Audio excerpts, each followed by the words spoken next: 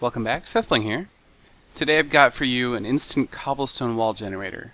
You can build one of these things around your town or castle or fortress or whatever, and at the push of a button you can summon a wall of cobblestone to fortify whatever it is you're trying to fortify. Of course, it relies on the cobblestone generation technique that you can use with lava and water, and it's not instantaneous, but it's fairly quick.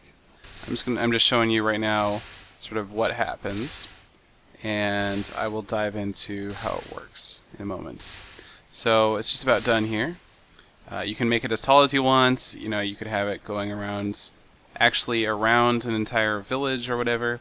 There's this leftover water. I didn't create a timing circuit for this, but you can just, at the push of a button, get rid of that water too, and that'll drain away. And the nice thing about this wall is that there isn't actually any residue lava left in here. The lava has drained away, and in fact we still have the lava buckets, so this thing is completely reusable.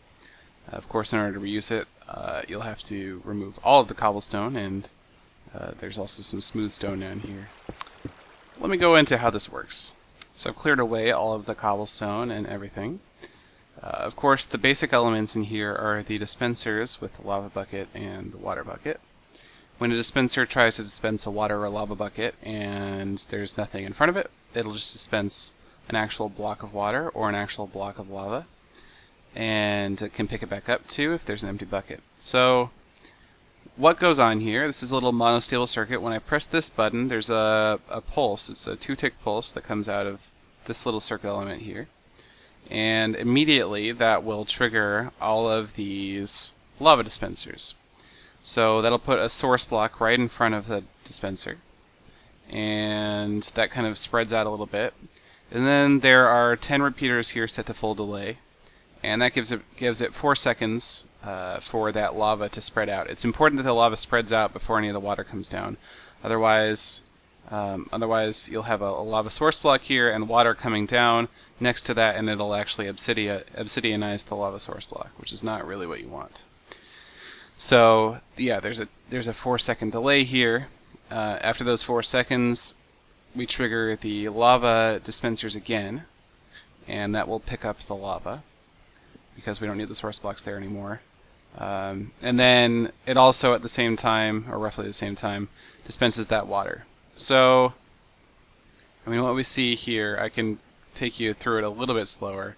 Well, actually, first let me just point out, there's a block here which prevents the water from dropping straight down onto that source block, so because you don't want it to obsidianize, same thing.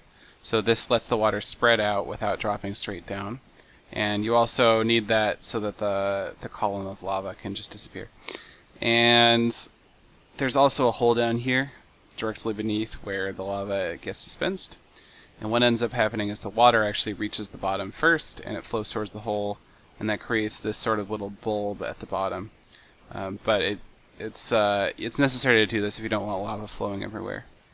So a little bit more slowly, what's happening is you push the button, lava comes out, that's the source block, and it starts to spread out. This is about 4 seconds later. So then at that point you can just pick up the lava source block, and I have a button somewhere. Yeah, this button triggers the water, and now we can see that all happening.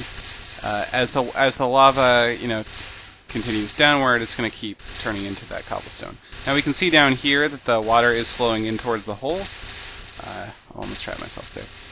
And that's what causes these little bulbs at the bottom. Just because when the lava hits that water that's flowing inward, it's going to create smooth stone there. Then we can pick that water back up.